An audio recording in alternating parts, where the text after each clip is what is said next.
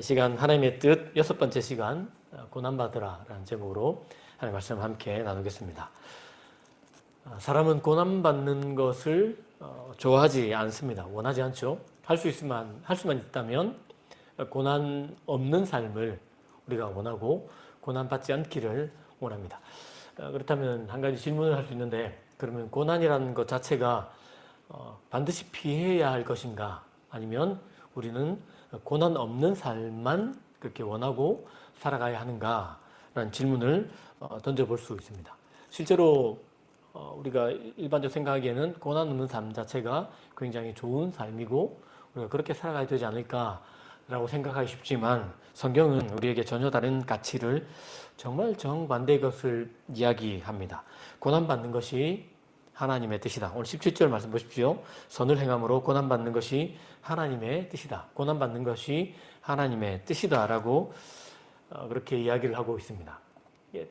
잘못 들은 게 아닌가 싶을 정도로 이게 뭔가 우리가 좀 착각한 것이 아닐까? 아니면 이게 무슨 뜻일까라는 생각이 드는 말씀이기도 하고요.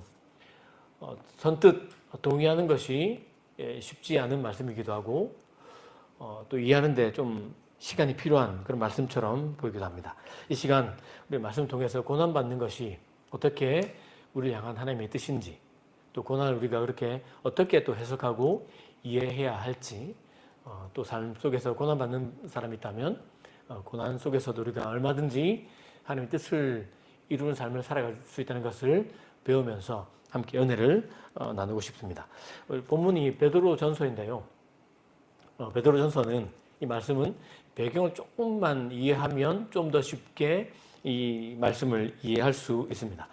베드로 사도가 한참 사역하고 또 베드로전서를 후서를 썼을 때는 예수 믿는 사람을 향한 박해가 점점 더 심해지던 때였습니다.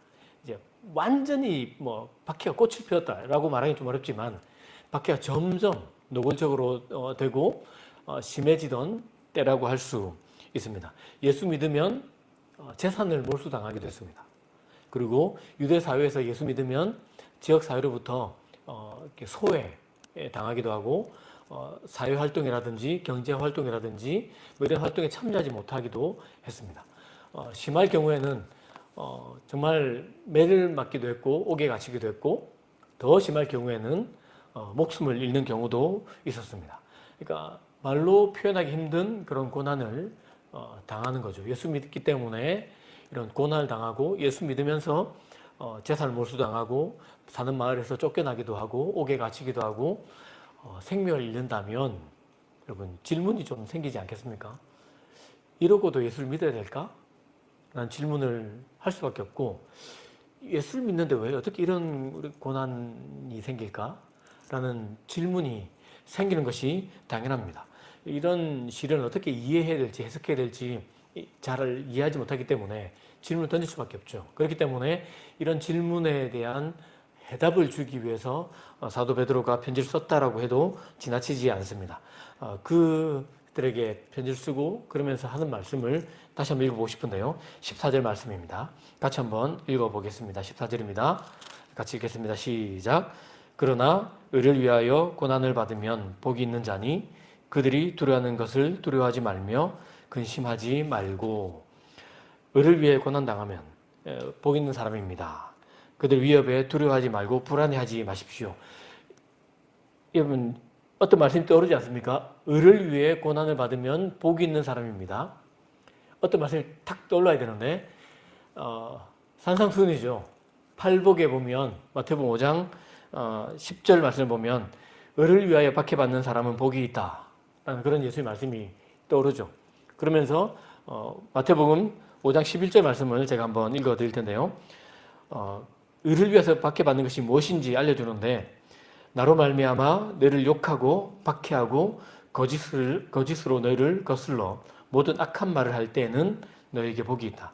예수님 때문에 온갖 비난당하고 박해당하고 모욕당하고 터무니없는 말로 박해를 하면 복이 있다. 그렇게 예수님께서 말씀해 주셨죠. 그러니까 예수 믿으면서 예수님 뒤를 따르고 예수님 말씀 무겁게 여기면서 예수님 말씀조차 살아가면 박해를 받게 되고 그것은 당연한 일이고 그 사람이 복이 있다라고 그렇게 가르쳐 주고 있습니다. 그러면서 예수께서 또 하신 말씀이 있는데 이런 박해 받는 것 너희만 받는 것 아니다. 예전에 먼저 선지자들이 이런 박해를 받았노라 라고 그렇게 이야기하고 또 그렇게 박해받는 사람들에게 하나님 나라의 상급이 준비되어 있기 때문에 복이 있다라고 그렇게 설명해 주고 있습니다. 예수님 믿으면서 예수 말씀 따라 살아가고 예수 일을 따르면 그것이 의를 쫓아 살아가는 삶이기도 하거니와 그런 삶을 살면 박해를 받게 된다라고 이야기하고 있습니다. 그러면서 이를 받는 박해가 나 혼자 받는 박해면 굉장히 외롭고 더 힘들 수 있죠. 혼자만 그러면. 근데 그렇지 않다. 앞서 선지자들이 그런 삶을 살았고 그런 선지자들 너희가 복이 있는 사람이라고 말하지 않니? 너희가 그 길에 서 있기 때문에 너희도 복이 있는 사람이다 라고 예수께서 가르쳐 주셨습니다. 뿐만 아니라 실제 베드로 사도가 이렇게 말씀 가르쳤는데요. 그 베드로 사도 역시 이런 박해를 먼저 받았습니다. 사도행전 4장 5장을 보면 베드로 사도가 예수 이름으로 환자를 고쳐주고 그 이후로 예수의 복음을 전하고 가는 곳마다 예수를 전한다는 이유 때문에 박해받는 장면이 쭉 나옵니다. 예수 이름으로 기적 행하는 것 때문에 박해를 받고 예수를 전하는 것 때문에 박해를 받고 예수 일을 따르는 일 때문에 이들이 먼저 박해를 받았어요. 그 받는 박해가 가벼운 박해가 아니었습니다. 정말 굉장한 위협을 당했고 모진 매를 맞기도 했고 살해의 위협, 그러니까 죽음의 위협을 받았거든요. 이런 박해를 사도 베드로가 먼저 받았습니다. 그런데 그들이 그 박해를 받으면서 베드로와 또 사도들이 가졌던 태도가 있습니다. 사도행전 5장 41절 말씀입니다. 화면을 보면서 같이 한번 읽어보겠습니다. 같이 읽겠습니다. 시작. 사도들은 예수의 이름으로 말미암아 모욕을 당하게 된 것을 특권으로 생각하고 기뻐하면서 의회를 물러나왔다. 예수의 이름 때문에 정말 박해를 받았어요. 매를 맞고 그리고 모욕을 당했는데 그것을 특권으로 여겼어요. 특권. 예수 때문에 매 맞고 박해받고 고난당하고 모욕당하는 것을 특권으로 생각하고 기뻐하면서 나왔노라 라고 그렇게 기록해 놓고 있지 않습니까? 사도 베드로가 자기는 고난받지 않으면서 고난당하는 성도들에게 고난받는 것이 복입니다 라고 말했다면 이게 뭔가 좀 앞뒤가 맞지 않을 수 있는데 사도 베드로가 먼저 이런 심각한 정말 죽음의 문턱까지 가는 그런 고난을 당하면서도 기뻐하고 그것을 특권으로 여기면서 예수 이름 때문에 고난받는 것은 정말로 복이 있습니다. 정말 그렇기 때문에 고난당하는 것은 하나님의 뜻입니다 라고 그렇게 알려주고 있습니다. 여러분 지금 우리가 살아가는 시대도 좀 그런 것 같아요. 예수 믿으면서 예수의 뒤를 따라 예수의 말씀을 의로운 예수님의 그 말씀을 무겁게 여기고 예수의 뒤를 따라 살아가면 어려움을 겪습니다. 학생들, 지금 대학생들은 학교에서 커닝이 너무나 이렇게 일반화되어 있다고 해요. 그런 사회 속에서 예수 믿는다는 이유 하나만으로 정직하게 시험을 치면 굉장히 어렵죠. 경쟁을 해야 되는데 한 발 떨어져 있다라고 생각해도 되고 어쩌면 그 결과도 그렇게 그럴 수도 있어요. 그럼에도 불구하고 정직하게 시험을 치는 것은 의를 위해서 고난의 길을 선택하는 것과 똑같아요. 지금 한국 사회는 정직하게 사업하면 망한다라는 그런 사회적 통념이 있습니다. 이런 통념에도 불구하고 예수를 믿기 때문에 더 정직하게 사업하려고 하고 또 바르게 사업하려고 하면 어렵습니다. 이게 잘 안 된다는 뜻이에요. 어렵습니다. 그럼에도 불구하고 그런 길을 걸어간다면 예수를 믿기 때문에 고난의 길을 택하고 좁은 문, 좁은 길로 걸어가는 것과 똑같습니다. 고난당하는 것입니다. 이런 고난은 의를 위해서 받는 고난이라 할 수 있는데 하나님의 뜻입니다. 우리가 고난당하는 것 자체가 하나님의 뜻이라는 말입니다. 그렇기 때문에 예수 믿으면서 받는 어려움, 예수 믿기 때문에 보는 손해가 있다면 여러분 그것은 하나님의 뜻이라고 할 수 있습니다. 두 번째는 선을 행하며 받는 고난입니다. 세상 살아가다 보면 고난 당할 때가 있는데요. 필연적으로 고난 당하는데 모든 고난이 다 하나님의 뜻은 아니고 모든 고난이 다 똑같은 의미를 가진 것도 아닙니다. 나쁜 짓을 하면 고난당합니까? 고난당하지 않습니까? 못된 짓을 하면 고난당해요. 그죠? 여러분, 이게 하지 말아야 될 일을 계속하면 박해를 받을 수도 있고, 박해가 아니고 이건 정말 뭐 벌금을 내기도 하고 뭐 징역을 살기도 하고 범죄자가 되기도 해요. 고난 받을 수 있어요. 그리고 우리가 교통법규를 잘 지켜야 되죠. 교통법규 지키지 않으면 사고 날 수 있습니다. 그러면서 장애를 입거나 큰 어려움을 당하면 그 받는 고난인데요. 이런 고난은 받으면 안 되는 고난입니다. 그런데 선을 행하다 받는 고난도 있습니다. 선을 행하면서 받는 고난이 하나님의 뜻이다라고 그렇게 가르쳐주고 있는데요. 13절, 17절 말씀을 차례로 한번 화면을 보면서 화면에 있습니다. 한번 읽어보겠습니다. 13절입니다. 여러분이 열심히 선을 행하는 사람이 되면 누가 여러분을 해치겠습니까? 그런데 선을 행하면 누가 여러분을 해치겠습니까? 그럼 안 해친다는 뜻인가? 그렇지 않습니다. 17절 말씀을 같이 다시 한번 읽어보겠습니다. 시작. 선한 일을 하면서 고난을 받는 것이 하나님의 뜻이라면 악한 일을 하면서 고난을 받는 것보다는 낫습니다. 그러니까 선을 행하면 누가 해치겠습니까? 안 해칠 것 같죠? 해칩니다. 이게 그렇지 않을 것 같은데 실제로 정말 그렇습니다. 그리고 선을 행하면서 그렇게 고난을 받으면 그것 악을 행하면서 고난받는 것보다 훨씬 낫고 실제로 선을 행하면서 고난당하는 것이 하나님의 뜻입니다. 라고 이야기하고 있습니다. 실제로 그러면 선한 일이 무엇일까? 베드로전서 한번 펴보시면 좋겠는데요. 3장 8절 한번 볼까요? 베드로전서 3장 8절 보십시오. 너희가 마음을 같이하여 동정하며 서로에게 마음을 나누는 거죠. 그리고 형제를 사랑하며 불쌍히 여기며 겸손하며 9절 악을 악으로 욕을 욕으로 갚지 말고 복을 비는 거죠. 이런 일을 위해서 부름을 받았는데 이런 일을 하면 박해를 받아요. 11절 보십시오. 악에서 떠나 선을 행하고 화평을 구하며 그것을 따르라 라고 이야기하고 있고요.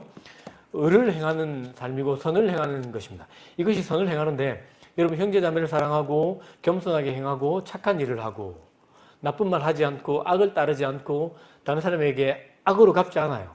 악한 일 당했는데 난 악으로 갚지 않고 누가 나를 욕했는데 나는 맞서 욕하지 않는 삶을 사는데 박해를 받습니다. 평화를 구하는데 어려움을 겪는다. 말이 안 되는 것 같지만 실제로 말이 됩니다. 여러분 예수님 생각하면 정확하게 알 수 있습니다. 예수님이 다른 사람을 불쌍히 여기셨습니다. 다른 사람에게 선을 행하셨고 그때 선을 베풀어 주셨습니다. 평안의 씨앗을 뿌리고 평안을 구하셨고요. 뿐만 아니라 예수님 정말로 겸손하셨지 않습니까? 근데 예수님 박해를 받았습니다. 예수님 가는 데마다 좋아하는 사람도 있었지만 실제로 힘을 가졌던 사람들 예수님 굉장히 싫어했고 예수님을 이렇게 박해했고 결국 십자가에 못 박아 죽였지 않습니까? 여러분 이게 선을 행하면 박해를 받을 경우가 있습니다. 실제로 살아가면서도 이런 어려움을 겪을 때도 있고요. 오해를 받을 때도 있습니다. 제가 오래전에 들었던 이야기인데 한 목사님이 미국에서 살았는데 톨게이트를 지난 동안에 이렇게 탁 갔더니 톨게이트 돈을 받는 사람이 그냥 가세요라고 하더랍니다. 왜요? 했더니 앞차가 돈을 냈습니다. 라고 해서 너무 감사했대요. 쫓아가서 감사합니다 인사했더니 또 괜찮습니다 뭐 이렇게 하고 갔대요. 한국으로 이제 돌아왔는데 한국에서 그 생각이 나서 톨게이트 지나면서 이렇게 돈을 지불하고 갔습니다. 이 뒷차의 사람이 팍 따라오더래요. 인사할 줄 알았는데 문을 탁 내리고 난 다음에 누굴 거지로 하냐면서 실제로 이런 욕을 했대요. 실수로 있었던 일이라고 합니다. 이게 선한 일을 베풀어도 오해하고 그걸 이상하게 해석하고 이상하게 받아들이고 그리고 또 험한 말로 하고 또 험하게 이렇게 돌려주는 경우가 있습니다. 여러분 있습니다. 그것이 그런데 하나님의 뜻입니다. 선한 일을 하면서 바른 말을 하면서 오해를 받거나 때로는 어려움을 당하거나 때로는 손가락질 당하는 경우가 왜 없겠습니까? 특별히 지금 이 시대에 교회에 모여서 함께 또 예배하는 것 이것이 무조건 쉬운 것은 아니죠. 그럼에도 불구하고 그 선을 행하면서 박해받는 것 그것이 하나님의 뜻이라는 사실을 성경이 가르쳐주고 있습니다. 아주 중요한 고난이 하나님의 뜻인 정말 결정적으로 중요한 뜻이 하나 더 남아있는데요. 고난을 통해서 믿음이 자라기 때문에 그렇습니다. 혹시 이 자리에 계신 여러분 중에서 하나님 저에게 믿음을 주십시오. 내지는 하나님 저도 정말 믿음의 사람이 되고 싶습니다. 라는 기도를 안 해보신 분 있으시면 손을 한번 들어주십시오. 기도를 해요. 우리 하나님께 하나님 저 정말 믿음의 사람이 되고 싶습니다. 저에게 믿음을 주십시오. 라고 기도를 하는데요. 하나님이 우리의 이 기도에 어떻게 응답하셔야 된다고 생각하십니까? 우리 하나님께 믿음을 주십시오. 아니 하나님 저 믿음의 사람이 되게 해주십시오. 라고 기도하고요. 저도 잘 때마다 이 두 자녀를 위해서 믿음의 사람 되게 해주십시오. 이렇게 기도를 하거든요. 자면서 하나님 믿음 자라게 해주십시오. 어떻게 그러면 믿음이 자랄 수 있는가? 우리 하나님께 믿음을 요구하고 믿음의 사람이 되기를 바라는데 그렇다면 하나님께서 우리 이 기도에 어떻게 응답을 해주셔야 된다고 생각하는지 궁금합니다. 어느 날 갑자기 믿음이 뚝 떨어져서 자고 일어났더니 정말 반석과 같은 믿음의 사람이 되었을 것이라고 생각해야 될까요? 아니면 하나님께서 우리에게 믿음이 자랄 만한 상황을 주셔야 될까요? 여러분, 의심의 여지가 없죠. 하나님께 우리가 믿음을 구했다면, 하나님이 우리에게 응답하시는 유일한 방법이 있다면 그것은 믿음을 연습하고 믿음을 훈련할 수 있는 상황, 사건, 내지는 문제를 허락하는 겁니다. 다른 방법이 없습니다. 실제로 우리를 고난 가운데로 몰아가신 것은 우리가 이런 기도를 했기 때문인지도 모르겠습니다. 고난이 다가온다면, 그렇다면 이렇게 만약에 그렇게 해석한다면, 고난이 다가온다면 하나님 어떻게 나에게 이런 고난을 주실 수 있습니까? 라는 것이 아니라 하나님 향한 믿음을 연습하고 훈련할 기회로 볼 수도 있는 건 아니겠습니까? 여러분, 하나님 신뢰하지 못할 만한 상황 속으로 몰아넣어 가야 그곳에서 하나님을 신뢰하는 법을 연습하고 훈련해야 비로소 우리 믿음이 자라나가고 정말로 우리가 믿음의 사람으로 변화되는 것 아니겠습니까? 여러분, 제가 한 책에서 읽었는데요. 이게 정말 일반 사회 속에서도 똑같아요. 고대 사회 속에서 우리 공자왈, 맹자왈 할 때, 맹자 잘 알죠? 주전 한 4세기 때 활동했던 뛰어난 사상가이자 정치가라고 할 수 있는데, 맹자 선생님이 고난에 대해서 이렇게 말했습니다. 기가 막힙니다. 여러분 한번 들어보십시오. 하늘이, 하나님으로 말해도 돼요. 하늘이 어떤 사람에게 큰 임무를 맡기라 할 때는, 하나님께서 어떤 사람에게 사명을 주시라 할 때는, 내지는 하나님께서 어떤 사람에게 큰 믿음을 허락하실 때는, 이렇게 해석해도 전혀 문제가 안 돼요. 먼저 그 사람의 마음과 뜻을 괴롭힌다. 고난을 준다는 뜻이에요. 그 사람의 뼈와 근육을 피곤하게 하고 정말로 몸과 마음을 되게 힘들게 만든다는 뜻이고요. 그 사람의 살과 피를 굶주리게 한다. 한마디로 그 사람의 심신을 궁핍하게 한다. 더 나아가 무슨 일을 하건 매사에 실패를 보게 하여 단련시킨다. 기가 막히죠. 이게 맹자가 했던 말입니다. 하늘이 이렇게 하는 것은 그의 마음을 굳게 만들어 더욱 참을성 있게 하고 결국에는 그가 큰 임무를 당해 좌절하지 않고 완수하도록 하기 위함이다. 맹자가 했던 말입니다. 맹자의 책 고자장구하 15장에서 했던 말입니다. 놀라워요. 여러분, 예수를 몰랐던 맹자가 정말 그 지혜를 가지고 했던 말입니다. 고난 자체가 달콤한 것은 아니지만 어떤 사람이 정말로 그 시대를 바꿔갈 사람으로 커가고 깊어져 가기 위해서는 하늘이 한 사람을 택하고 그 사람을 이렇게 모진 시련의 시간을 거치게 한 이후에 비로소 그가 통과하면 그 사람이 이 놀라운 임무를 완수하는 사람이 된다라고 기록해 놓고 있습니다. 여러분, 똑같은 말씀이 야고보서에 있습니다. 야고보서 1장 2절에서 4절 말씀을 제가 한번 읽어드리겠습니다. 세 번역입니다. 나의 형제 자매 여러분, 여러 가지 시험에 빠질 때에, 이 여러 가지 시험이란 크고 작은 시험이 될 수도 있고 많고 다양한 종류의 시험일 수도 있어요. 여러 가지 시험에 빠질 때에 그것을 더할 나위 없는 기쁨으로 생각하십시오. 여러분이 알다시피 여러분의 믿음의 연단은 인내를 이룹니다. 인내를 온전히 이루십시오. 그러면 여러분이 온전하고 성숙하게 돼 아무 것에도 부족한 것이 없게 될 것입니다. 고난을 통해서 믿음의 사람이 된다라고 가르쳐주고 있습니다. 고난을 통해서 믿음의 인내가 자라게 되고 그래서 온전함을 이루게 되고 정말로 하나님이 원하시는 사람으로 성숙하고 성장하고 깊어져 간다. 그렇기 때문에 고난당한 것 이상하게 여기지 말고 고난당한 것을 기뻐하면서 그 고난을 시련을 이겨내십시오. 통과하십시오. 라고 그렇게 가르쳐주고 있습니다. 야고보 사도가 편지를 쓰기 훨씬 전에 시편 기자도 똑같은 말을 했습니다. 시편 119편 67절 또 71절 말씀을 화면을 보면서 우리 함께 읽어보겠습니다. 같이 읽겠습니다. 고난당하기 전에는 내가 그릇 행하였더니 이제는 주의 말씀을 지키나이다. 71절 고난당하는 것이 내게 유익이라. 이로 말미암아 네가 주의 율례들을 배우게 되었나이다. 시편 기자가 고백을 합니다. 내가 하나님의 말씀을 알기 전에는 그릇 행하였습니다. 죄가 죄인 줄도 몰랐고 이게 나쁜 것인지도 몰랐고 그래서 그냥 그 길을 막 걸어다니고 나쁜 일을 했습니다. 그런데 고난당하면서 내가 하나님의 뜻을 알게 됐습니다. 고난당하면서 내가 이렇게 살면 안 되는구나 라는 것을 깨달았습니다. 고난당하면서 주의 법도를 알게 되었고 주의 말씀을 알게 되었고 고난을 지나면서 내가 하나님의 뜻을 분별하게 됐습니다. 라고 그렇게 고백하면서 고난당한 것이 유익이었습니다. 고난당한 것이 좋은 일이었습니다.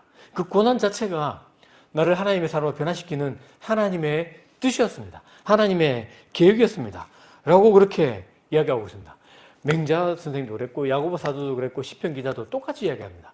고난 자체가 그 자체가 좋은 것은 아니죠. 고난이 뭘 그렇게 달콤한 것입니까? 그렇지 않아요. 고난 자체가 좋은 것은 아니지만 얼마든지 고난 자체가 하나님의 뜻이 될 수 있다 라고 가르쳐주고 있고 고난을 통해서 하나님께서 우리에게 선한 것을 이루어 가신다라고 가르쳐주고 있습니다. 여러분,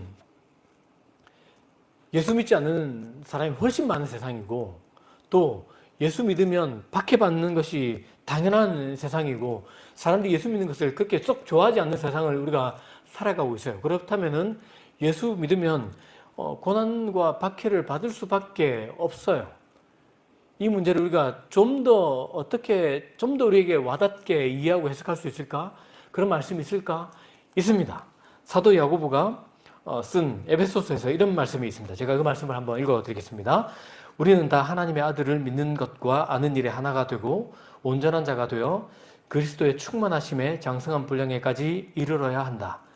오히려 사랑 안에서 진리를 말함으로 모든 일에 그분에게까지 자라나야 한다. 그분은 머리시니 곧 그리스도이시다. 보면 하나님 아들을 믿는 것과 아는 일에 하나가 되고 온전한 자가 되어서 예수 그리스도의 충만한 그 온전함에까지 우리가 이르러야 되고 머리 대신 예수 그리스도 그분에게까지 자라가야 한다라고 가르쳐주고 있습니다. 자, 질문 드리겠습니다. 이게 성경의 하나님의 뜻이에요. 우리가 하나님의 아들 예수 그리스도의 장성한 분량에까지 자라가는 것이 하나님의 뜻인데 우리가 어떤 시간을 지나야 또 얼마나 오랜 시간을 지나야 예수 그리스도의 충만하심의 분량, 그분의 온전하심에까지 이르게 될까요? 하나님은 우리를 포기하지 않으세요. 우리 안에서 착한 일을 행하시니까 끝까지 그 일을 완수할 것이라고 그렇게 또 빌립보서에서 이야기하고 있지 않습니까? 그걸 하는데 우리가 그 시간을 어떤 시간 지나야 나와 같은 사람이 좀 더 예수를 닮아 있고 어떤 시간을 지나야 내가 그분에게까지 더 이렇게 자라가면서 온전하고 완전한 사람이 될까? 라는 질문입니다. 여러분, 그 로키 산맥의 수목 한계선 그 자락에 한 3,000m 넘어가면 나무가 잘 못 자라요. 수목 한계선이 있는데 그곳에 자란 나무 들어보셨을 겁니다. 무릎 꿇은 나무. 나무가 제대로 못 자라요. 이게 나무가 똑바로 못 자라가지고 꼭 진짜 무릎 꿇은 것처럼 그래서 무릎 꿇은 나무라 부릅니다. 그 나무를 가지고 만든 바이올린이 가장 깊은 공명을 내는 바이올린이 된다고 하죠. 뿐만 아니라 여러분 순은과 순금을 어떻게 재련합니까? 풀무에 집어넣고 도가니에 집어넣어요. 은은 도가니에서 금은 풀무에서 그렇게 극심하게 고열로 괴롭히죠. 그러면 녹아내립니다. 불순물이 그렇게 비로소 빠져나가면 순은이 되고 순금을 얻게 되죠. 여성 동지들이 굉장히 좋아하는 보석이 있죠. 다이아몬드입니다. 다이아몬드. 네. 다이아몬드는 석탄과 똑같아요. 똑같은 건데 석탄과 다이아몬드가 똑같은 종류인데 하나 다른 게 있습니다. 뭐냐면 이 무엇을 통과했냐입니다. 석탄이 견딜 수 없는 열과 견딜 수 없는 압력을 반복해서 받으면 정말 견디지 못해가지고 성질이 변해요. 그래가지고 결국 다이아몬드가 됩니다. 여러분, 우리가 수목 한계선 그 못생긴 나무와 똑같고 불순물 가득 섞인 그런 원석과 또 똑같고 어쩌면 석탄과도 똑같은 사람 아닙니까? 근데 하나님께서 우리를 다듬어 가시는데 순은과 순금으로 정말 깊은 울림 있는 사람으로 예수 그리스도를 닮은 사람으로 석탄에서 다이아몬드 같은 사람으로 변화시키는 과정 속에 고난이 필요합니다. 이게 고난 자체가 달콤한 것 아니고 정말로 고난 자체가 정말로 좋은 것은 아니죠. 그런데 이런 시간을 지나가면서 우리가 정말 우리 인품이 예수를 닮은 사람으로 깊어져 가고 우리 안에서 모든 그 불순물이 깎아져 나가고 떨어져 나가면서 정말 예수 그리스도를 닮은 사람이 되고 그 숯검댕이 같았던 우리가 다이아몬드 같은 그런 가치를 가진 사람으로 변화되어 가는 겁니다. 하나님께서 우리에게 고난을 주시는 이유가 바로 그것입니다. 고난이 하나님의 뜻일 수밖에 없는 이유가 그것입니다.